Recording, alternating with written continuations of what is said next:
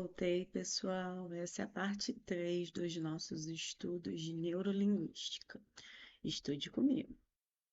Os níveis da consciência, o modelo topológico da mente. Primeira tópica de Freud, hein? O ser humano, no entanto, não se dá conta de todo esse processo de geração e liberação de energia. Para explicar esse fato, Freud descreve 3 níveis de consciência. O consciente, que abarca todos os fenômenos que em determinado momento podem ser percebidos de maneira consciente pelo indivíduo. O pré-consciente, que refere-se aos fenômenos que não estão conscientes em determinado momento, mas que podem tornar-se se o indivíduo desejar se ocupar com eles. E o inconsciente, que diz respeito aos fenômenos e conteúdos que não são conscientes e somente sob circunstâncias muito especiais podem tornar-se. O termo subconsciente é muitas vezes usado como sinônimo, apesar de ter sido abandonado pelo próprio Freud. Freud não foi o primeiro a propor que parte da vida psíquica se desenvolve inconscientemente. Ele foi, no entanto, o primeiro a pesquisar profundamente esse território. Segundo ele, os desejos e pensamentos humanos produzem muitas vezes conteúdos que causariam medo ao indivíduo se não fossem armazenados no inconsciente. Este tem, assim, uma função importantíssima de estabilização da vida consciente.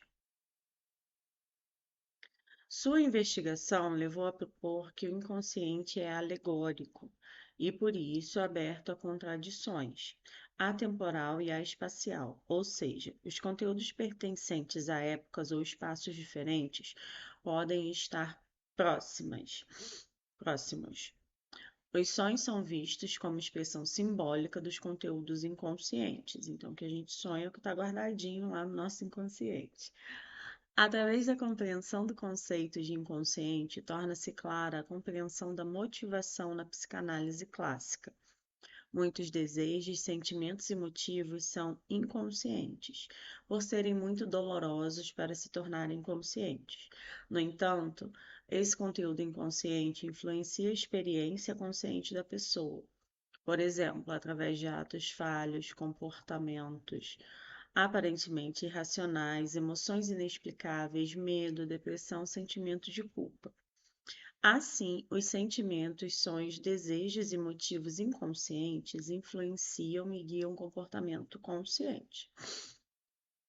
Nós temos aí, né, a teoria do iceberg de Freud, né, a concepção aí freudiana da psique humana, a metáfora do iceberg. Então, de acordo aí com essa metáfora, o que a gente vê é só a pontinha do iceberg. O consciente seria só aquela parte, né, que está ali mais aparente, vamos dizer assim.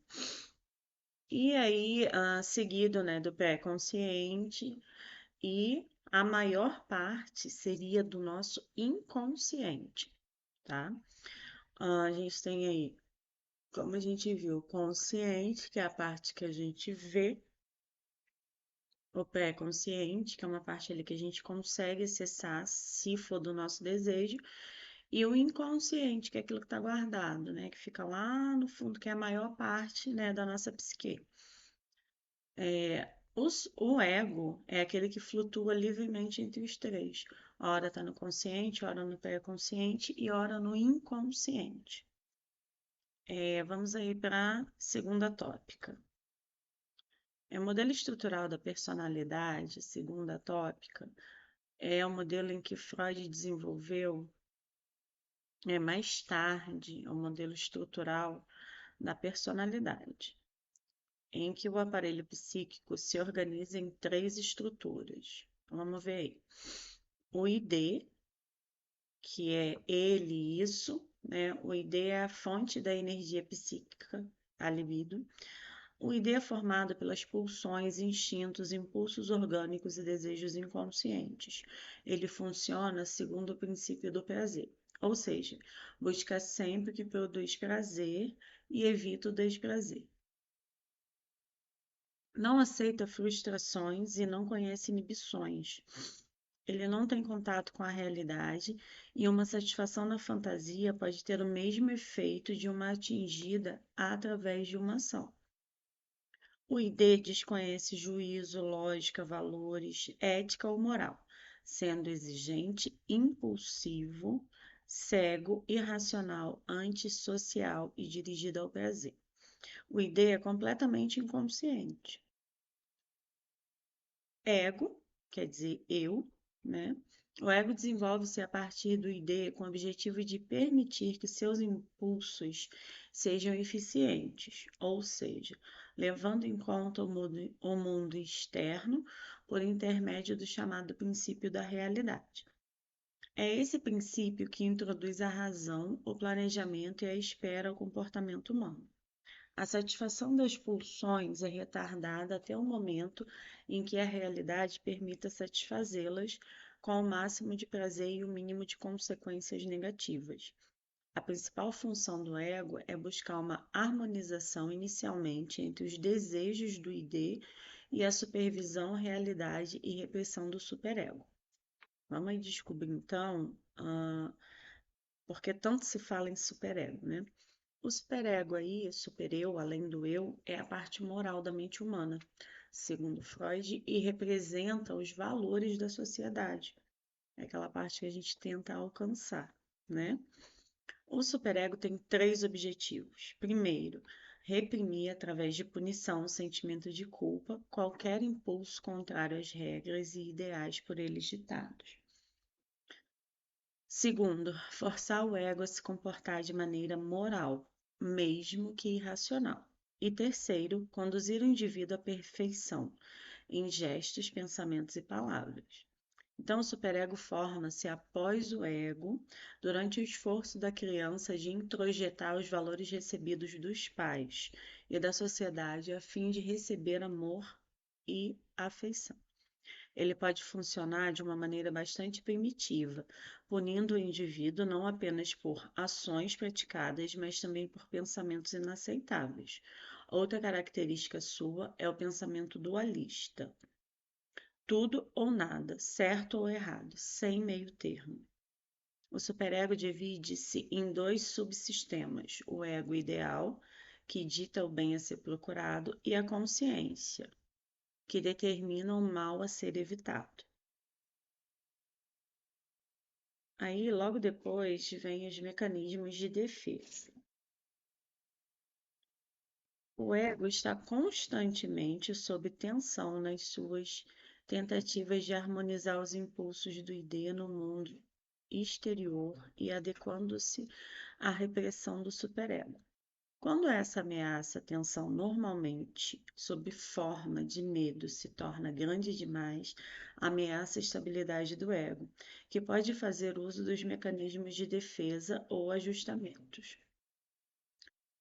Essas estratégias do ego para diminuir o medo através de uma deformação da realidade, dessa forma o ego exclui da consciência conteúdos indesejáveis. Os mecanismos de defesa satisfazem os desejos do ID apenas parcialmente, mas para este, uma satisfação parcial é melhor do que nenhuma. Entre os mecanismos de defesa, é preciso considerar, por um lado, os mecanismos bastante elaborados para defender o ego, e, por outro lado, os que estão simplesmente encarregados de defender a existência do narcisismo. Freud, em 1937, diz que mecanismos defensivos falsificam a percepção interna do sujeito, fornecendo somente uma representação imperfeita e deformada. Ou seja, a gente não conhece a verdade, né? A gente conhece o que a gente acredita ser a verdade. Freud descreveu muitos mecanismos de defesa no decorrer de sua obra e seu trabalho. Foi continuado por sua filha Anna Freud. Os principais mecanismos são, vamos ver os mecanismos da nossa mente, da nossa psique. Repressão é o processo pelo qual se afastam da consciência conflitos e frustrações demasiadamente dolorosos para serem experimentados ou lembrados. reprimindo-os e recalcando-os para o inconsciente. Então, tudo que a gente não quer pensar, a gente guarda. O que é desagradável e assim esquecido. Formação reativa consiste em ostentar um procedimento e externar sentimentos opostos aos impulsos verdadeiros, indesejados. Projeção consiste em atribuir a outros as ideias e tendências que o sujeito não pode admitir como suas. Regressão consiste em a pessoa retornar a comportamentos imaturos, característicos de fase de desenvolvimento que a pessoa já passou. A fixação é um congelamento no desenvolvimento que é impedido de continuar. Uma parte da libido permanece ligada a um determinado estágio do desenvolvimento e não permite que a criança passe completamente para o próximo estágio. Então, quando a gente vê ali que a criança não progride, né? A fixação está relacionada com a regressão, uma vez que a probabilidade de uma regressão a um determinado estágio do desenvolvimento aumenta se a pessoa desenvolveu uma fixação por este. Sublimação é a satisfação de um impulso inaceitável através de um comportamento socialmente aceito. Identificação é o processo pelo qual o indivíduo assume uma característica de outro. Então, às vezes, quando a pessoa não tem, né, a sua característica, a sua personalidade formada, ela acaba assumindo a personalidade de outra. Uma forma especial de identificação é a identificação com o agressor. Às vezes a gente acaba se tornando, né, aquela história, né, de o sonho do oprimido se tornar opressor. Voltamos aí para Paulo Freire. O deslocamento é um processo pelo qual agressões ou outros impulsos indesejáveis, não podendo ser direcionados às pessoas a que se refere, são direcionados a terceiro. Então, se eu estou com raiva, ou se eu estou, não sei, pensando alguma coisa negativa a respeito de outra pessoa, eu acabo direcionando isso às outras pessoas também. Então, essa foi a parte 3, né, do nosso estudo sobre neuropsicanálise, e já já eu volto com a quarta.